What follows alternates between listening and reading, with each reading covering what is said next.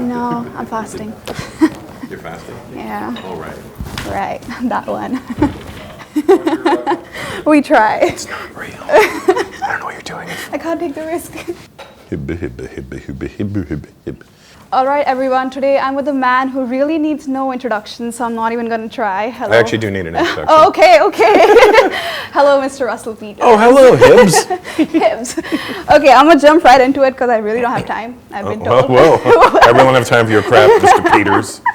Okay, talking about it, you were one of the first Desi people to make it big abroad with performing arts.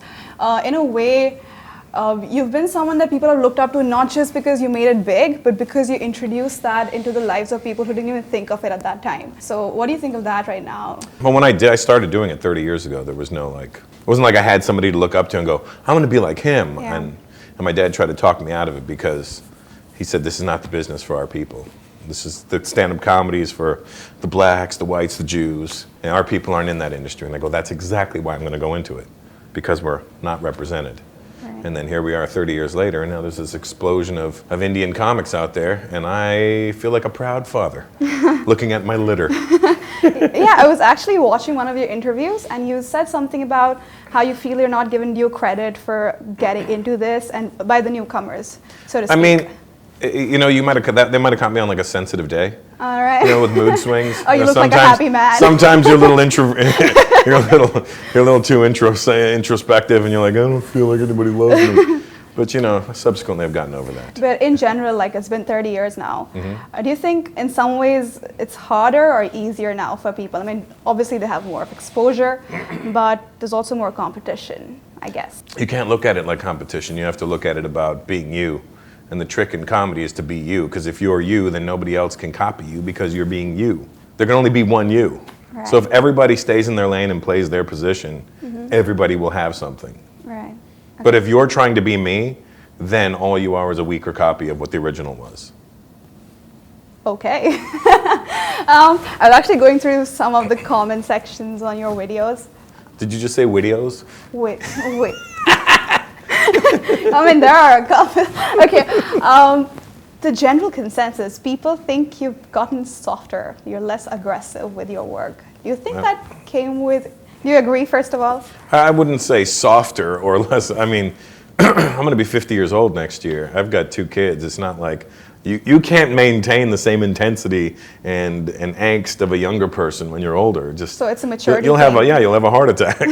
So, you know, like for me to act like I got real major problems in my life or strife or whatever, yeah, I got the normal things that everybody else has, but if I'm up there complaining about everything, I sound like a cranky old man. And I am a cranky old man, but I've learned how to tame my cranky old man and use it to my advantage now.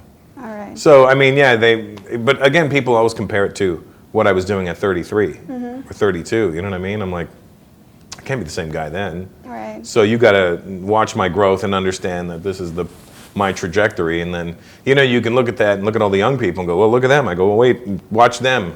If they're still around in 30 years, watch them and see where they're at. And they're just it's human growth. So it was definitely not like a conscious thing that you don't want to go there, some parts. No, not at all. No, I'm not afraid to go to any of the places, but it has to mean something to me. Right. I think now I would be doing it just for the sake of making an irrational soundbite, and it's not really the goal anymore. But I did notice, though, I feel like there are some topics I think some people just want to say something. We also live in a time where people could say anything, and then somebody else would go, yeah, and you're like, what? That's not true at all.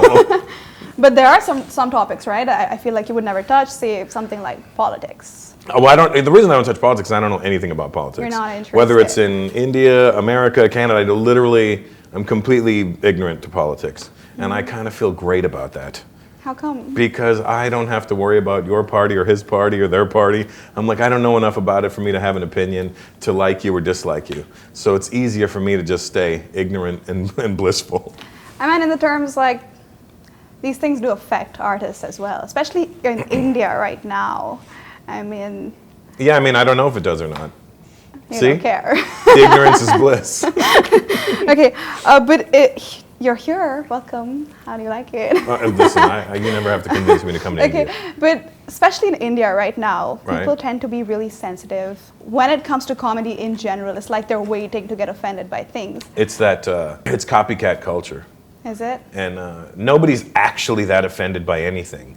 People are waiting to be told how to react nowadays. People have stopped thinking on their own. People have stopped going, because they're afraid that when they think something's funny, they're not sure, was that funny or am I a bad person?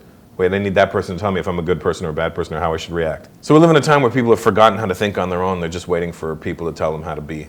And that's not real. So to me, what's funny is funny. And if you get offended, that's more your issue than anybody else's issue. So you don't have a guideline here? No. And you don't care? I don't care because I know what my motivation is. My motivation is never to hurt people's feelings. It's always just to make you laugh. So if you get offended by it, that has nothing to do with me. That has to do with something going on in your life, and maybe you need to see a counselor. All right, I suppose that's all from me. Thank you. Thanks, so Hibbs. much. Hib, hib, hib, hib. Thank you. I hope you eat at sundown. I will. You can join me.